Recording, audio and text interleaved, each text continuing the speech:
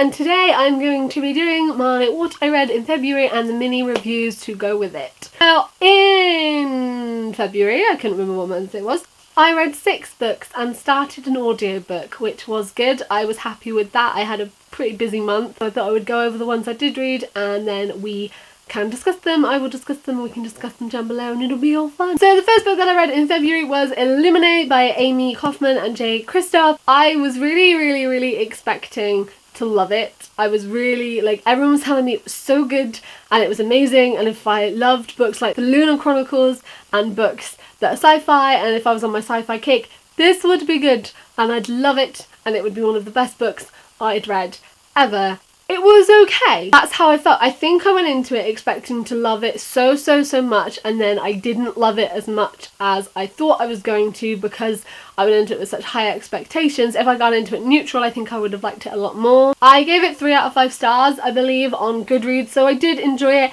It was good. I liked the characters. The way it was written is really cool. It's just entirely in poetry form and mixed media, so it's transcripts and CCTV surveillance and emails and letters and notes, which is really cool, and I really love it when books do that because it just gives an entirely different reading experience, which I think is really good. This book is set in the year 2575, and it is where 2 major corporation people are fighting over a tiny little planet, and then there are people that get involved and they're all on these separate ships, and then there's kind of like corruption within it, and there's a really creepy AI system that has been built and rigged in a way that it wants to cause mass destruction. So it was good and I did enjoy it. It wasn't that I hated it, it wasn't that I didn't like it, I just went into it with higher expectations, which meant I didn't like it as much. There were bits of it that were quite slow, especially in the beginning, and then there were bits of it which were also slightly predictable, but I did enjoy it. It was a good read. I am going to read Gemina, which is the sequel, but I don't think it is the sequel. I think there's like different characters.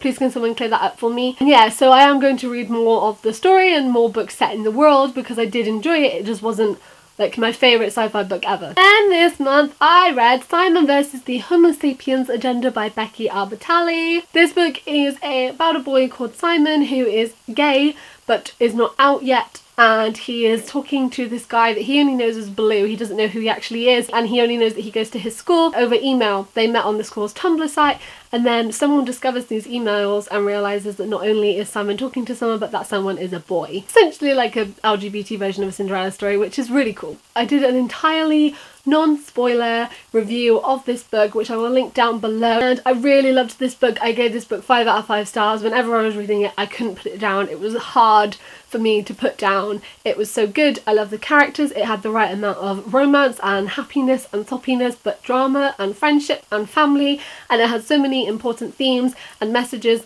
and I loved this book. It was one of the best standalone books I have read in years. I absolutely loved it. Brilliant. And then also I read Everything Leads to You by Nina LaCour. This was my waiting room book. I read this book when I was waiting for loads of hospital and doctor's appointments, which is really cool, and it's weird that I remember it like that. I did the same thing with Dead House by Dawn Kurtar when I broke my leg. That was my hospital book. Weird. Really weird. My brain is weird. And this book is about a girl called Emmy who has just broken up with her girlfriend Morgan for the 9th time. Morgan she doesn't know what she wants, she doesn't know who she wants to be with, she doesn't want anything stable, or she doesn't want like a steady relationship at the moment. So Emmy is kind of coming away from that. Her friend Charlotte is saying, you know, don't give her another chance, don't get back with her, she's done this too many times, it's not fair, and she's basically just trying to move on from that. She's a set designer for small movies, and they stumble across a movie star who has passed away, and when they're looking through his things they find a letter that should have gone to someone, and then they decide they're going to track that person down, and there's a whole adventure and stuff happens, and it was really good. It was really nice. Like Simon versus the Homo Sapiens Agenda, it had the right amount of like drama and family and relationships, and also how important friendship is, and family and finding yourself and your family identity, and then also it was nice and soppy and romantic and cute. It was good. It was really good. It's really a struggle, and it's a shame it's a struggle to find books that focus on relationships between 2 women that aren't really like fetishized and drama and everybody's cheating on everyone and whatever. So this was just really nice.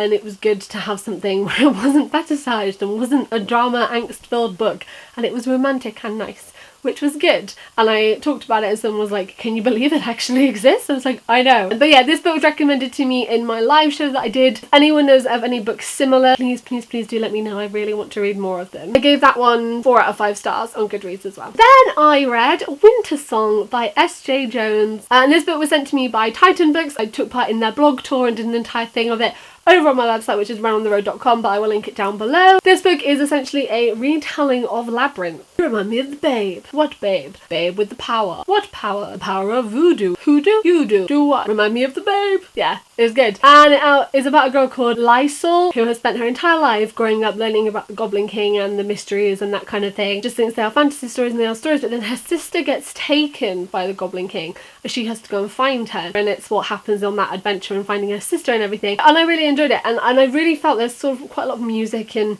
magic involved with this story, and I really felt that came across when you were reading it. Like, it sounds really cheesy, but the way the words flowed and the way it was written, it felt like music. It felt like that kind of flowiness. That's not a word, but it felt like that, and it was really good. It felt like kind of like whimsical and fantasy, and I've never read a book where it really felt like the words that were coming off the pages were the vibe of the story, if that makes... I'm not doing a good job explaining that. It was really, really, really good. I really, really, really liked it. Like I said, I've done an entire whole review with a little snippet of the book over on my website, so I will link that down below. But yes, very good. And then the 5th book in February was All About Mia by Lisa Williamson. I love Lisa Williamson's books. She is one of my favourite young adult authors. This is her newest one. It's about a girl called Mia who has 2 sisters, and she is a middle child, so she's got her older sister who's really smart and always got perfect grades, and then her little sister who is kind of like a swimming star and is always getting all of these medals, and Mia is just kind of stuck in the middle and she feels left out